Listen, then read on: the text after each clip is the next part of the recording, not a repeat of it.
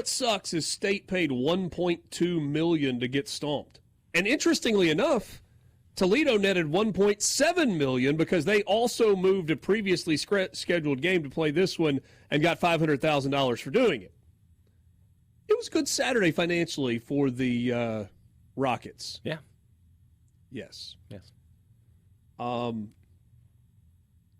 Hey, Dan, you have the floor. Yeah. State played a game and they lost.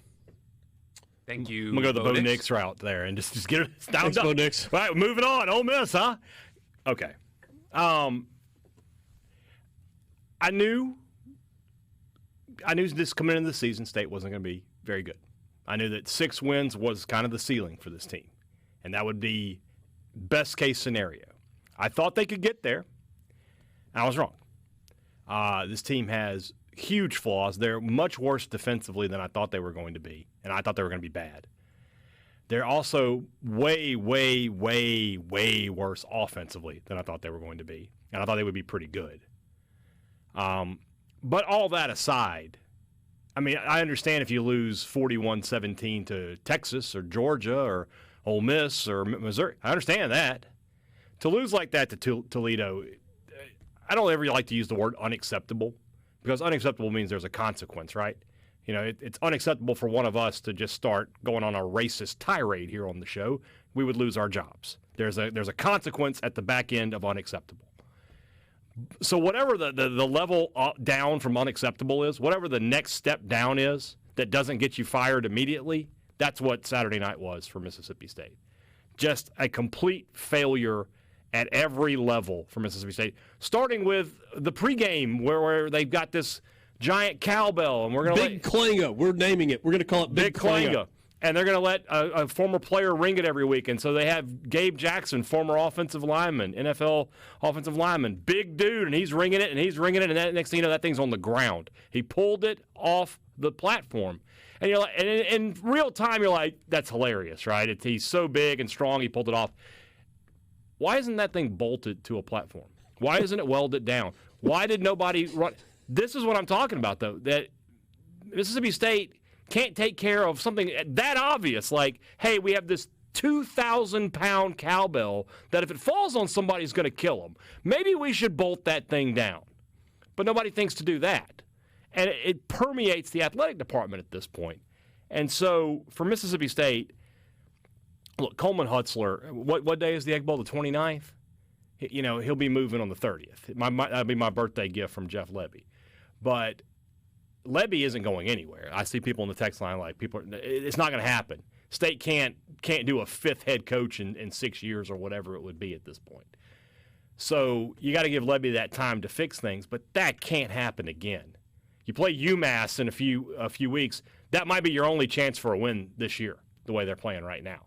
That is as bad as I've seen State play since the last few years of Cheryl Kroom days. That was an awful, awful, awful performance. I do have one thing to say, though. And I brought this up on the podcast, and I'll ask you two guys, too, because you're my friends, and I feel like you'll give me an honest answer. Okay. So we had Mullen. He's a little chunky. Gets State to number 1 in the nation. Oh, I heard you say he loses some weight. No, stop. He loses some weight. I refuse to even entertain this conversation. He loses some weight, and they're just not the same. Lamonis wins the national title, big guy. Loses some weight. We all know what happened. Borky, am I the problem? I don't think so. I was 370 when when State won the Egg Bowl in Oxford. Do I got to start eating again? No. What do I need to do? No. Are we sure? 100%. We're 100%. 100%. 100%. 100%. Okay. Richard? The list of problems surrounding Mississippi State football is long and distinguished. It is very long. Your waistline ain't one of them, brother. I just want to be sure. Because, I would go out and put down 9,000 calories tonight if I knew it would get this thing turned around. I'm a team player. I'm not selfish. Isn't a lot of – so watching that game and reading the reaction and stuff, and there was a lot of, well, Lebby took over a bad situation. This is Zack Arnett's fault, things like that. And while when they play Texas in a couple of weeks and Texas beats them by 100, then yes, the roster is not. That's the first half line, right? Hold on a second.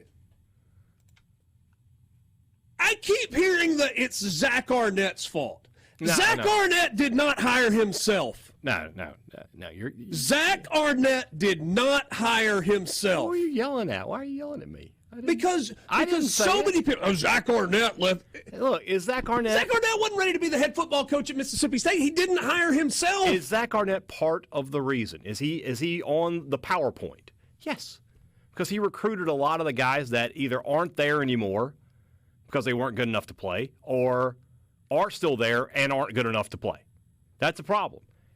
God rest his soul, Mike Leach is part of the problem because he was over all the recruiting. Some of the guys he put in charge of recruiting. But at the end of the day, it doesn't matter. That's why you can't beat Texas and Georgia and Ole Miss and Tennessee this year. Fine.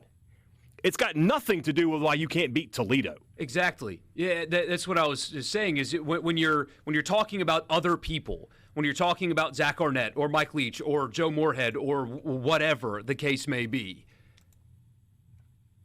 that is implying that what Jeff Lebby and staff did on Saturday night was maximizing that team and its ability. That they coached as well as they possibly could have, and the only thing holding them back were things out of their control. And I think that's garbage. They got out-coached on Saturday night. And it's 3 games in. What's true today doesn't mean it'll always be true. Writing the book on a coach after 3 games is a foolish thing to do. But pointing the blame backwards is not a full, accurate description of the failure because we are talking about Toledo. Yes, Mississippi State's roster is one of the worst in the SEC, if not the worst. They did not do well enough in the transfer portal, the worst portal class in the SEC. All of those things are true. Hired a rookie defensive coordinator. That is absolutely true. All of those things are true. But they got out-coached badly on Saturday night. And if you're going to try to convince me that Toledo's got better players, better 85 than Mississippi State, you are insane, in my opinion, regardless of the current state of Mississippi State's roster. And because they get paid so much, coaches get the lion's share of the blame. Yeah. There's some players that deserve some blame. Oh, no doubt. No question about that. I mean, at some points you got to have a little bit of pride.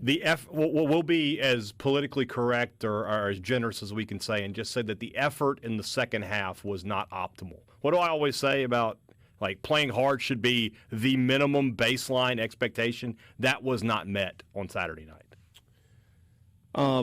We're going to goodness, where do we start? Like, do I go back to 306 or do I just start here and start working backwards? Wherever you want to go, man. There are only about 100 messages.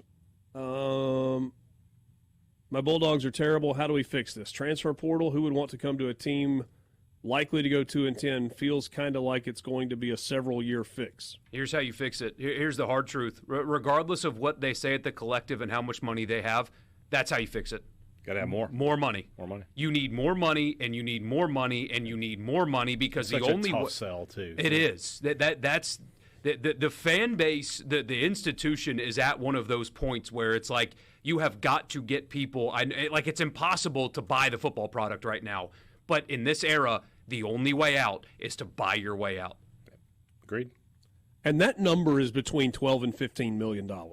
Yeah, if not more. Mississippi State probably needs to be a little bit higher per year because they've got to offer because they're not offering the winning right now. Lebby losing fan base after 2 games. What a joke. He has no clue how to run a program. I just disagree with that. How do you know that? Like, how do you know that he has no clue how to run a program? Yeah. I would push back on that a little bit. Don't forget, he's learning on the job. Now, I know he's been an OC at big-time programs, but being the head guy is different. It is different, absolutely. We have said before, being a first-time head coach in the SEC, and Mississippi State hasn't gotten to the actual SEC yet, is a really, really difficult assignment. Yeah. With the transfer portal in full swing or the rebuild years gone, I've seen a good bit of people already wanting Lebby fired. Well, they're not going to get what they want, so... I mean, rebuilds are just different now. A rebuild used to be you hire a new coach, and you would say, well, by the time his first recruits are juniors and seniors, we should be good again. And now you probably take a year off of that, right? By year 3, you should be really good. My thought process for State, because the schedule is the same next year, right? You still have Texas and Georgia and Tennessee and Missouri. I don't know what Ole Miss is going to be next year, but I'm going to assume they're still good. My thought process was in 26 when you get South Carolina and Vanderbilt and Kentucky and Auburn, more winnable games, that maybe State could take a step forward in 26 and be an 8-9, maybe be in the periphery of the college football playoff. That's the best case scenario, right? I don't know if you're a year behind that or not now, but that's year 3. I would like to see some real improvement in year 3. Russ and Tupelo, we, State, are so bad that Ole Miss doesn't even feel the need to talk poop emoji to us. That's not true. Richard was trash talking me the whole weekend. It's not true. I got all that. I'll send the screenshots out. They were just ridiculous. What did I? Oh. I mean, you're not good with the jokes this weekend. He really was running through his head like, wait, what did I say to this guy? Was I drunk? No, you didn't say anything. I tried to tell you all Friday that Toledo plus 10.5 was too easy. I didn't think it was that easy, though. Hope you enjoyed your winnings. Yeah, congrats. Let's see here.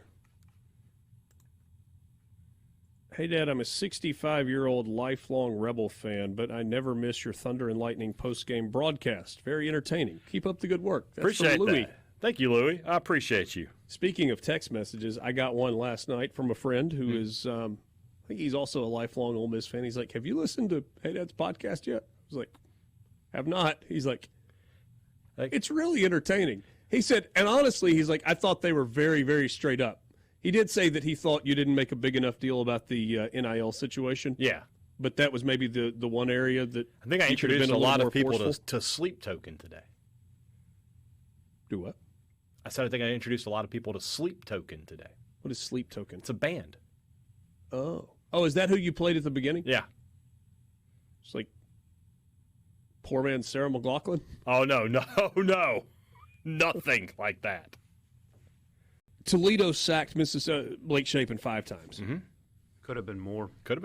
Tucker Gleason was not sacked in the ballgame. Tucker Gleason's stat line is incredible. Guy came into the game completing 48% of his passes. And I believe he completed 80% on 23 of 28, 285, 3 touchdowns, no picks. And no sacks. And also, I think, at 40 yards rushing. I think that's correct. Yes. Yeah. He did. Yeah. So Toledo was named the Cheez-It National Team of the Week. Congrats to them. Well, I mean, not every day a MAC team rolls into an SEC stadium and gets a win. It ain't easy. A dominating performance. It ain't easy being cheesy. It's also not easy to do that, but apparently it is. You had concerns going into the season. Your primary concerns about this Mississippi State team were on the defensive side of the ball. Mm-hmm. I mentioned to you offensive line was the area that I kind of, walking away from spring, it's like, okay, maybe this first group's okay, but they sure can't withstand any injuries. They have not been okay. And it feels like it's twofold. It's not like they're struggling to pass block, but they're doing a good job in the running game. They're doing a good job in the running game, but they're struggling to pass block. It's just they're like bad. They're not good at either thing. It's not a functional unit right now. Mississippi State had 66 yards rushing when you factor in sack yardage. Mm-hmm. And most of that in the fourth quarter too. And look, Blake Shapen throws for 319 yards. I feel like Blake Shapen's kind of running for his life and is playing his heart out. Like, of all the people that you might be like, man, they're not really giving it much effort, I don't think you can throw much of that at the feet of Blake Shapen right now. You may disagree. You watched it in person. No, I think he's playing fine. I think he's playing as hard as he can and as well as he can. And I still believe that there are some good pieces in the pass-catching group. Mm-hmm. I agree with that. Kevin Coleman is a good player. I get the impression that Kelly Akari is still not fully healthy. Not based on what we saw from him in the spring compared to what we've seen from him over the last couple of weeks. Right. Clearly, it has not yet clicked for most of the freshmen. Mario Craver's been okay. He's been good. Was Donan Burnside not even dressed out on Saturday? Correct. But we expect him to be back this week. Is that correct? That is what Lebby said in postgame. Okay. Jordan Mosley's done some good things. Yeah. Like there's some stuff there. But if you can't run it and you can't protect, I don't know if it matters how good your wide receivers are. Correct. Yeah. Having great wide receivers, but no offensive lines, like having a beautiful, Mercedes-Benz frame with no engine in the car. It's not going anywhere. Yeah. So it just hasn't worked. And I thought one of the things I did have concerns about with the offensive line, but I thought they could get around it, and Lebby talked about it and Kennedy talked about it, was offensive line is a group where you got to have some cohesion, some chemistry. Veteran. That's why, I don't necessarily agree with it as a be-all, end-all stat, but when Phil Steele, one of the things he looks at is combined starts on the O-line when he looks at how he wants to rank the next year. It's important. Those guys have got to have played together and know each other's tendencies, and this group doesn't have any of that. They're also talent deficient. Mac Pounders, it just has not worked out for him here at the SEC level. Ethan Minor has not been as good as you would have hoped. I think Jackson and Martinez have been okay, and both those guys played power football last year, so that's not overly surprising. Yeah. It's just not working. Hey, Dan, I thought there were a lot of people that talked positively about McKylan Pounders when he was in the portal, and there were lots of people that wanted him, and that kind of felt like for a win for Mississippi State. And I didn't really push back on it. I just kind of went with it. But I did remember thinking, because I've done a few Memphis games over the last few years where he's been a part of that offensive line, and I remember thinking, I've never really looked at it and thought, man, that dude is elite. How is he here? Yeah. And the evaluation right now doesn't look good. It just doesn't. There's just no getting around that. And then, But you and I talked earlier today about the evaluation piece, and I think it's a reasonable thing to say out loud. Is it, we evaluated these guys and we think they're great, let's go get them. Or we've evaluated them, we're not sure, but there's nothing else available and we know we've got to get dudes, so pay them and get them in here. I don't think that that's it. Maybe it is. Mississippi State wasn't in the bidding war for Kaden Proctor at any point, I'll put it that way. You would like to have thought they could have gotten in on a guy like Jerquan Scott. Could they have gotten in on the two Washington guys that Ole Miss got? I don't know. But whatever the answer to the question is, they swung and missed. And that's you can't do anything in college football, at any level of football, if your offensive line's just not any good. Now State, I don't think does a whole lot of good stuff trying to help that. I don't know how you disguise a bad offensive line, but when you watch State run the ball, it's just up the middle. They're never trying to get wide. I always remember, Oklahoma fans called Jeff Lebby. They like to call him Jet Lebby because there was so much jet motion and jet sweeps, and I haven't seen any of that from Mississippi State. They just don't. They just push it right up the middle of the field and hope for the best. I thought Daniels ran hard in the fourth quarter, probably enough to he'll draw. I would imagine he'll draw the start. Devon Booth has been a big disappointment. Kevon Lee, he hasn't done anything in his 2 years now at Mississippi State. I liked what I saw from the freshman Xavier Gayton in the first game, and I don't know how much longer you're going to go without saying maybe we got to turn it over to the young guys a little bit. So maybe he gets some more action at some point. But if you can't block, you can't do anything in football. And then on the other side of it, as you mentioned, State with no sacks on the defensive line, their defensive line is just poor. Do you know what JAG is? Do you know what that means? Just a guy. Just a guy. That's what State's defensive line is. It is just a bunch of JAGs. There's not one superstar. There is no one there to take the mantle of Jeff Simmons and Chris Jones and Fletcher Cox on. They're just a bunch of guys. And there's not one guy in there that I look at and go, he can be a difference maker. I've given up on Trevion Williams. Highly recruited kid, but it just doesn't look like it's going to click for him. I just don't see any potential there. Yeah, kind of two ways that you might describe defensive linemen. Like football people might think, that's a dude. Yeah. You hear that's a dude, that means somebody really believes somebody. He's a Jag. Just a guy. Just a guy. But just a guy should beat Toledo. Again, you're correct. You're definitely correct about that. and not get beat the way that. And so the Q word is one that it's hard to assign to people because, like in baseball, right? People over the last couple of years for both Ole Miss and State baseball, they're not even trying. Well, if you're not hitting the ball, it looks like you're not trying, right? But in baseball, it looks really bad when you swing and miss. Looks like you're not trying to hit the ball, but you are. So assigning effort or lack thereof to people is difficult to do because when you're getting beat, it looks like you're not trying.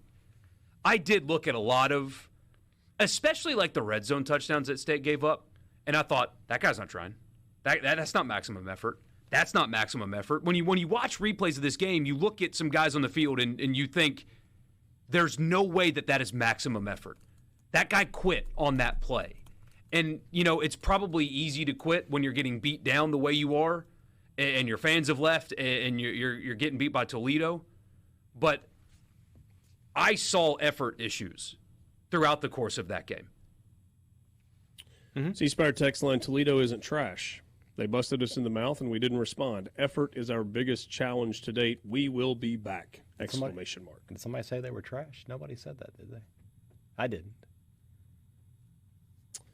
There are enough good players for there to be 8 or 9 good teams.